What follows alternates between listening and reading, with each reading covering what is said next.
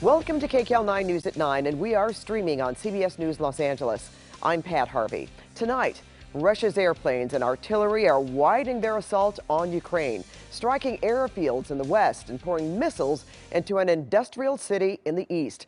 American officials estimate that Russian pilots are averaging 200 attacks a day, compared with 5 to 10 for Ukrainian forces. KCAL 9 political reporter Tom Wade is here with the very latest for us. Tom? Hi, Pat. Well, another terrifying night in Ukraine's capital. Journalists in Kyiv are reporting heavy shelling, which may be the Russians stepping up their assault on the city after being slowed down by the Ukrainian military. Let me take you back here and show you the map where things stand right now as the Russians take over more area. You can see in red where the Russians have control. And in fact, Kherson is one of the primary cities in the south, one of the port cities that they have taken over. And if you look across the eastern part of the country, Kharkiv, the second largest city, that's also now under heavy Russian bombardment. Dnipro will have more details on that, but that's also been targeted today. But of course, Kyiv, that is the capital, that is the crown jewel. And right now, the Russian military is trying to surround and take over Kyiv. Emotional Ukrainian family and friends being reunited tonight in the Bay Area. The weight of the horrific war taking its toll on those who fled. The trains are all packed. A lot of people are trying to leave. They live right in the middle of Kiev.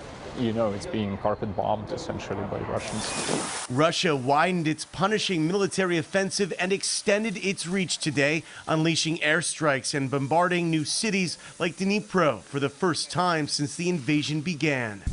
And closed in on areas already in its grip, like some of the suburbs surrounding the capital, where residents fled in terror. The snipers have taken over my house, says Valentina, a school teacher. They're shooting in the direction of my son's house, my only son. Preparing for the kind of siege already underway in Ukraine's second largest city of Kharkiv, where Russia too has paid a heavy price, evident in the bodies of its soldiers laying face down in the snow. Kharkiv has been the scene of some of Russia's most vicious bombing attacks, and it's hitting home for Ukrainian Americans like LA resident Zhenya who has an employee in Kharkiv that narrowly escaped death. One of my key employees lives 400 meters, about just over 1,000 feet from where the missile exploded in the center of Kharkiv.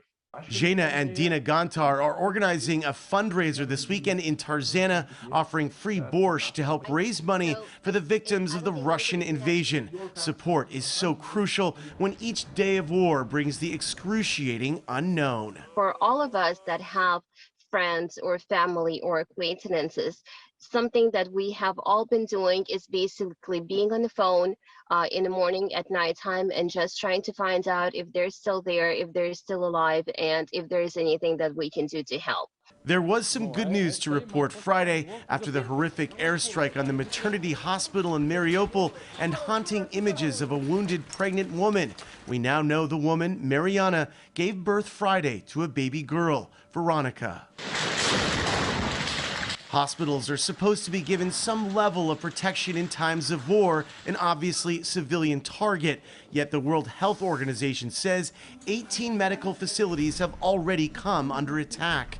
All of this needless carnage caused by the Russian military, but many ordinary Russian civilians don't even know what's happening in Ukraine or don't believe it because of Russian propaganda. The problem is it's not just people physically in Russia. There's lots of Russian speakers here that are originally from Russia or from other former Soviet republics that live in the United States and have full access to the internet, data, news.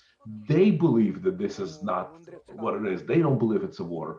They here in Los Angeles, people are telling us that it's Ukrainians that attacked, that it's Ukrainians that did this. There are many people in Russia who feel that it's Ukraine that's instigating the problem.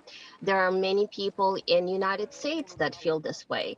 And the problem is the fact that a lot of people, they just don't care enough to find out what's really going on. Some of Russia's top spreaders of propaganda have actually come out on Russian TV against the war. It's not clear what impact, if any, that might have, or if it's just a stunt. We'll, of course, keep you posted. And back here at home, you might have heard us talking about that Borsch fundraiser. On our website, we have all that information, cbsla.com, as seen on TV. Pat, back to you. All right.